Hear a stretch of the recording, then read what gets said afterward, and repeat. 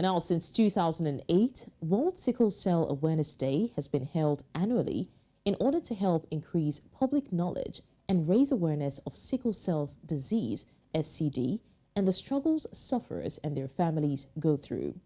In this special report, News Central's Bernard Akede tells us into the life of a sickle cell survivor who is one of those changing the narrative and urging others to create more awareness. Ejiro is married and the mother of 2. She also is a news producer at a TV station, but most significantly, she is a sickle cell survivor. Living with the consciousness of the condition is like elevating it, taking it above you. So, and you live with it, you live in fear. So growing up with sickle cell, I sweep the full parlor. I wash toilet, I wash the bathroom, gas cooker, I wash plates. By merely looking at her, it is impossible to tell, as she is one of those who do not have the obvious features.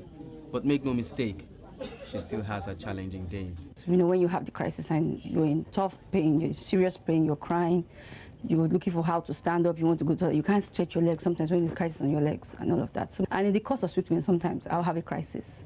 And this was a time where, I'm talking about 1990s now, you are having a crisis, you are actually in the house. And no, I'm not going to the hospital, as long as it's just bone pain, even if it's malaria, daddy is going to give you the malaria drugs in the house then. So it was hellish with crisis. Sickle cell disease is common throughout much of sub-Saharan Africa, affecting up to 3% of births in some parts of the continent. Nevertheless, it remains a low priority in many health ministries. So sickle cell is an inherited blood disorder, and by inherited I mean you cannot have it. Your parents had traits of this condition, and it takes both parents to have the sickle cell gene to transmit it to their offspring. So a mother with, has a hemoglobin S and a father who has hemoglobin S, and it can be in any form. They can either be AS, they could be SS, or they could be SC, and they donate the S gene to the offspring. And the child now has both hemoglobin SS and now has sickle cell disease. SS and SC are both spectrums of sickle cell disease. They are both abnormal hemoglobin genes. Just that patients who have SC have fewer clinical symptoms than those who have full-blown hemoglobin SS. They are both sickle cell disease, but they are in a spectrum. With the help of several advocacy groups, sickle cell patients in Nigeria and some parts of Africa can now gain access to the required medication, information, and support, which could help them live normal lives for as long as possible.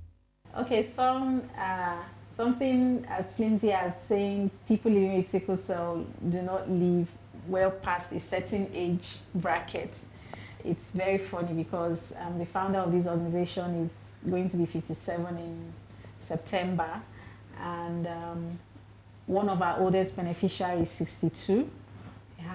We once had a very strong advocate who died at almost 90. And information is readily accessible now. It can be from Googling what is sickle cell to what are the complications faced by people living with sickle cell. Another way could be talking with organizations such as ours, which are patient-based organizations that cater to the needs of people living with sickle cell. The 19th of June every year has been set aside for the creation of awareness concerning sickle cell disease. And if this disease is to be properly managed, we all have a major role to play so that, like Ejiro, many more sickle cell patients can have access to long, healthy, and happy lives. Bernard Akede, News Central, Lagos.